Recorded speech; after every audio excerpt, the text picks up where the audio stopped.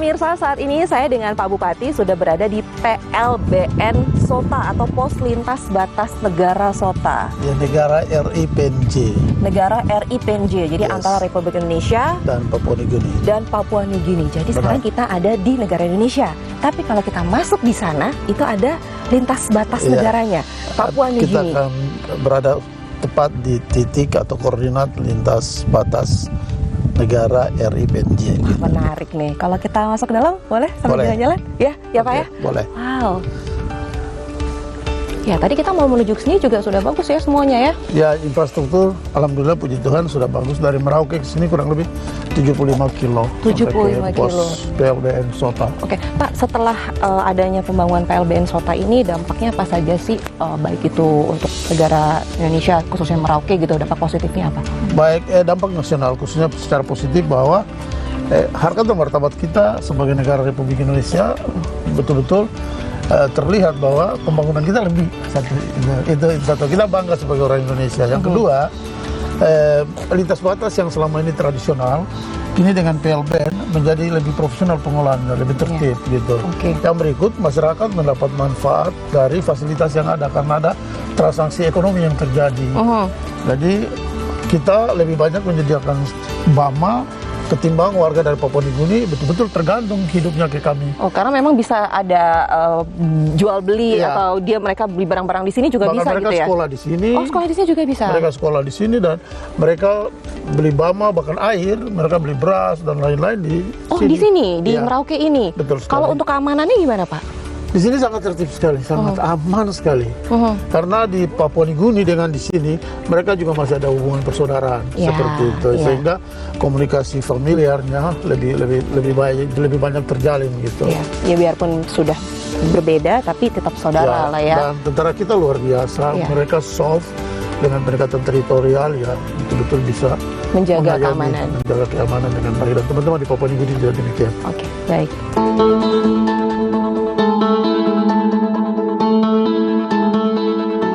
Dengan adanya PLBN ini, dampak ekonomi juga bagus dong ya? Sangat bagus, nilai tambah ekonomi untuk rakyat kita. Karena kebanyakan rakyat Papua Nugini belanjanya di sini. Nah, ini yang di depan kita? Ya, ini salah satu Ruben dan yang lain-lain mereka dari Papua Nugini. Halo Bapak. Ruben, apa kabar? Apa kabar? Boleh baik. Kita ngobrol? Boleh. Ya, boleh. Boleh. Pak Ruben ini warga dari Papua Nugini? Iya. Oh ya, ke Merauke beli apa nih? Saya lihat di depan banyak belanjaan ya di sepedanya ya. Boleh?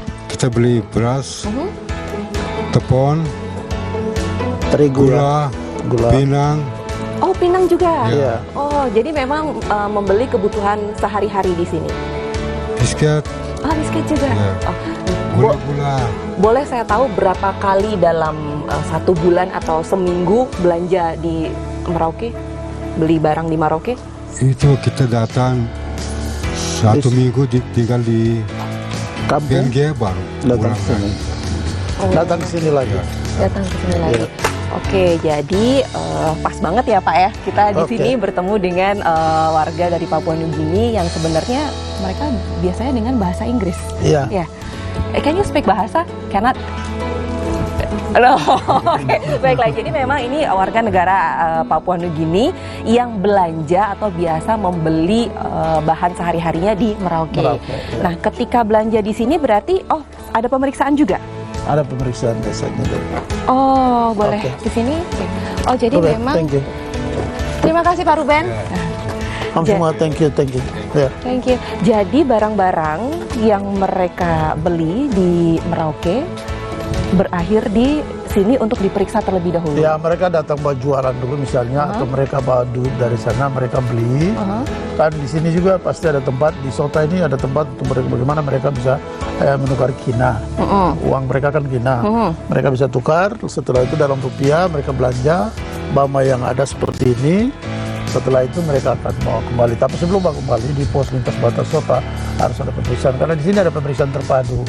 Ada bea cukai, ada kepolisian, ada dari pegawai gitu ya, dari Dagri. Ini lengkap di sini ya. Oh, jadi memang sudah ada petugas yang harus menguasai ini, baik itu dari pengamanan sebenarnya juga pihak pengamanan seperti di samping sini ya. Dari pos perbatasan, pos lintas batas, satuan tugas yang ada juga turut membantu untuk bagaimana mobilitas pergerakan barang masuk in outnya Juga lebih barang, terjaga. ya, sambil terjaga gitu. Oke, baiklah. Dan TNI kita luar biasa karena dengan soft bisa terus menjaga keamanan, memberi dorongan kepada rakyat untuk Iya. terus maju ya. Ya.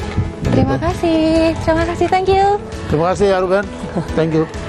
Tapi ada yang menarik juga di sini gitu ya Pak, karena kan kita berbicara lintas negara nih di sini Iya. ya kan, lintas negara berarti kan adanya keluar masuk dan lain-lain. Betul.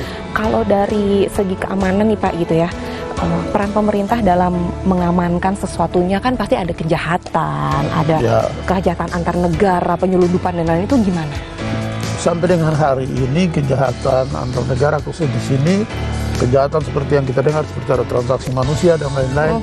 Ya alhamdulillah puji Tuhan sampai di Papua, khususnya di wilayah selatan Papua, di Merauke, pos lintas batas Sota, sampai dengan hari ini clear sekali, sangat ada. clear, tidak ada sama sekali. Oke, jadi Begitu. bersih. Yang kita antisipasi cuma beberapa seperti marijuana itu dengan bahasa Papua Nugininya adalah sejenis ganja gitu.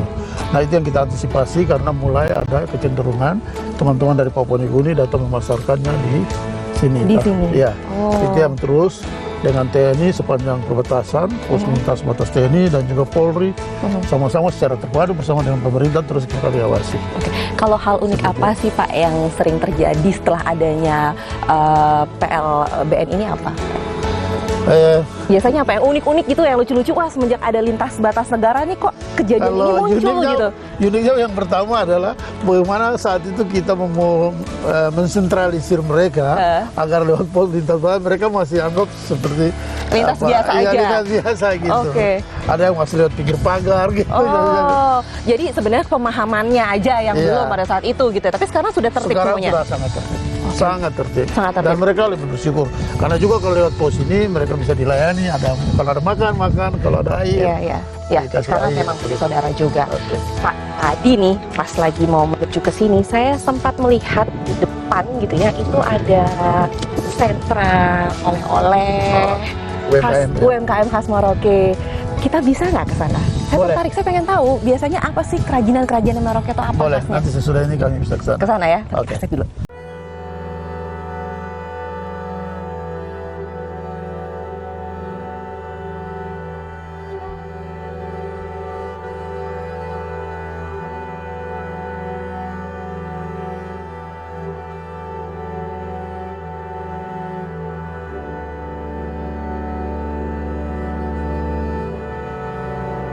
Ada di lokasi pasar UMKM. UMKM. Nah, ini boleh sini ya. Boleh, boleh, Halo.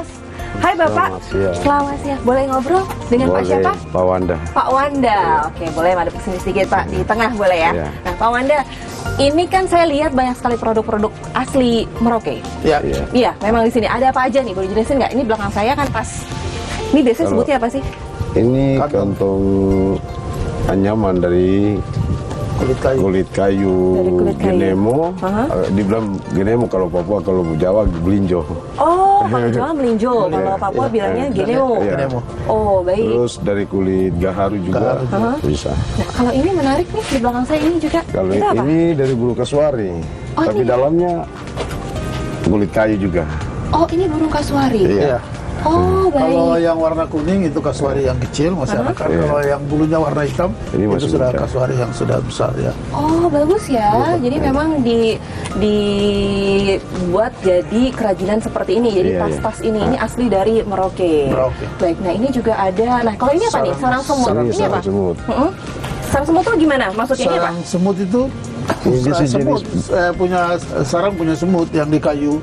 Tapi ini kan sarang yang bukan dari daun atau apa, Iya. tapi dia Sejenis benalu. sejenis benalu gitu ya. Oh, ini ada manfaatnya juga Sangat nih. besar manfaatnya untuk seluruh penyakit. Oh, untuk kesehatan bagus. Ya, sangat sekali. Oh, ini ada sarang semut, lalu juga. Nah, ini ada minyak kayu putih nih di sini. Iya. Ini juga produk asli sini. Produk Iya. asli. Ini bikin sendiri. Bikin sendiri. Iya. Wow. Ini minyak kayu putih. Ini madu kah? Iya, madu dari hutan. Madu hutan. Iya. Itu juga baik untuk kesehatan. Sangat Iya, sangat madu. sekali. Oh, jadi kebanyakan produk yang ada di sini adalah hasil sendiri. Iya. Jadi minyak kayu putih juga dibuat sendiri. Bikin sendiri. Terus madunya juga diambil dari hutan. Iya. Anyamannya juga buat sendiri. Iya, Iya. kulit kayu kita cari, Aha. bulu kasuari, Dikeringkan. kesan, sama- Oh, dikeringkan, lalu diolah lagi, baru dianyam secara tapi tradisional. infonya gitu ya, di sini sering ada acara UMKM gitu, apa pekan UMKM atau bazar gitu, Sering bener nggak? saya lakukan biasa. Oh, agendanya dalam waktu dekat ini kapan? Kemarin waktu 17-an kami lakukan. Jadi semua UMKM diundang untuk bagaimana bisa memamer hasil kerajinan lokal gitu. Oh, tapi kalau bicara kerajinan lokal nih, biasanya yang paling banyak peminatnya itu yang mana, Pak? Yang paling dicari nih dari semua ini, yang paling dicari sama orang-orang di luar apa? Rata-rata banyak sih. Paling banyak begini. Itu apa? Oh, itu untuk Itu untuk kepala. kepala. Oh, itu paling banyak itu? Iya. Oh, Dengan bagus itu ya. roknya Oh, itu roknya. dibancawat kalau Termasuk minyak kayu putih ya. Iya, saya tahu nih, Iya. minyak kayu putih ini khasnya Paling apa? banyak Khasiatnya dicari. luar biasa. Iya. Terus noken, baru minyak kayu putih banyak yang. Oh, itu banyak dicari. Iya, sarang semut Oke. Termasuk sarang semut juga banyak. banyak yang Iya. Dan kabarnya memang juga di sini Bapak melakukan pemberdayaan orang Papua asli Ya, melalui saya beri mereka kesempatan, beri modal dari pemerintah. Juga saat presiden datang, presiden juga beri dukungan. Jadi memang banyak pihak, ya termasuk teman-teman dari CSR, dari berbagai lembaga, termasuk perbankan dan lain-lain. Kita dorongnya bersama-sama sih, biar rakyatnya terus tumbuh gitu. harapan Bapak deh dengan adanya UMKM ini pasti kan mendukung juga perekonomian untuk daerah dan Iya. juga nasional gitu seperti apa? Ya kalau harapan saya sih, saya mau rakyat ini sejahtera, gitu. Itu pertama, dan mereka harus mandiri. Dan kalau boleh, produk kreativitas mereka itu harus bisa mendunia. Iya. Sehingga memang kita pendampingannya mulai dari produksi sampai dengan misalnya packagingnya, Semuanya. lalu knowledge-nya juga tetap kita tambah, pengetahuannya gitu tetap. Selain life skill yang juga terus, seperti mereka bisa kita kirim dulu pelatihan misalnya di Bali, Iya. bagaimana ukiran ini dikasih halus, seperti tasnya. Ya mungkin besok tas kalau dengan anyaman tangan kan masih agak kasar. Iya. Kalau besok dengan mesin misalnya akan lebih halus. Lebih lagi. halus lagi. Ya, alat Gitu. pintal itu. Alat Oke. pintalnya. Jadi mereka siap tampil dalam pasar bebas gitu, pasar Oke, dunia. Itu baiklah. tujuan akhirnya. Dan menarik ya kalau kita bicara hasil-hasil kerajinan dari Merauke ini banyak banget yang unik gitu ya. Dan selain unik juga ada yang berkhasiat untuk kesehatan, sarang iya. semut, ada madu dari hutannya juga, dan juga minyak putih. Dan setelah ini pastinya ada yang jauh lebih menarik dari ini. Baiklah, jangan kemana-mana, ikuti terus ya.